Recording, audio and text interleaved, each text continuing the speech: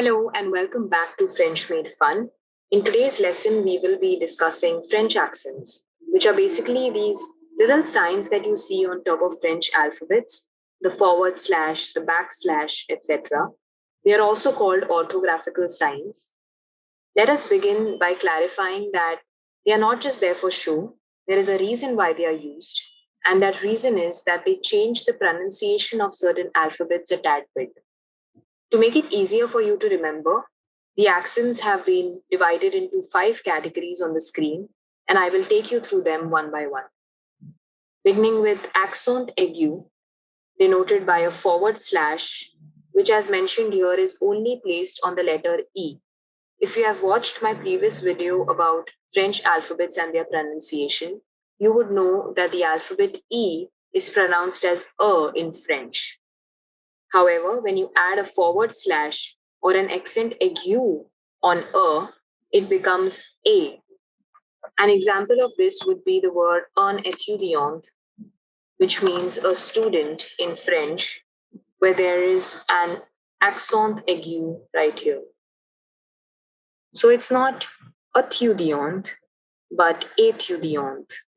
A changes to a.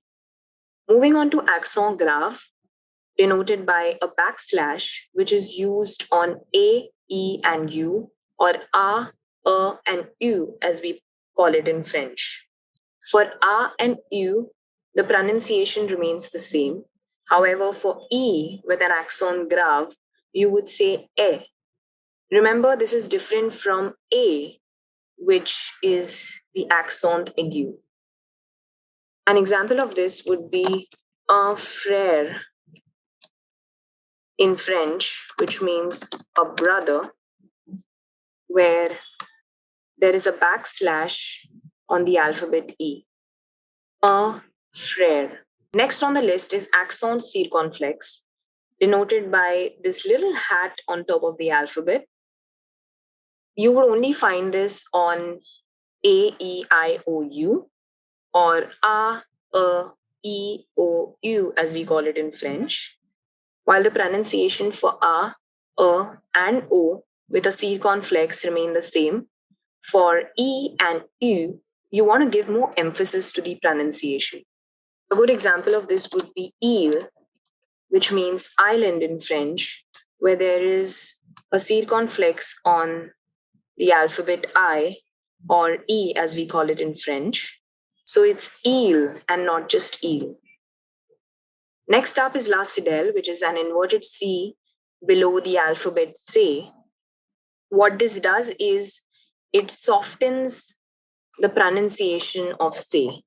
For example, the word garçon, which means a boy in French, has a cédille underneath C, which softens its pronunciation, a garçon. Last but not the least is accent tréma, denoted by 2 dots on top of E and I, or and E as we call it in French. What this accent does is when 2 vowels are used one after the other, it tells us that we have to pronounce each of them separately instead of clubbing them together. For example, the word Noël, which means Christmas in French, has the accent tréma on top of and that is why we say Noël. Both O and E, or O and as we call it in French, have a separate pronunciation, Noël. This brings us to the end of the lesson on orthographical signs. At this stage, you may not have found a major difference in the pronunciations of these accents, but as you keep watching and keep learning, you will understand their nuances. Please like, share, and subscribe to the channel so you can stay updated when the next video drops.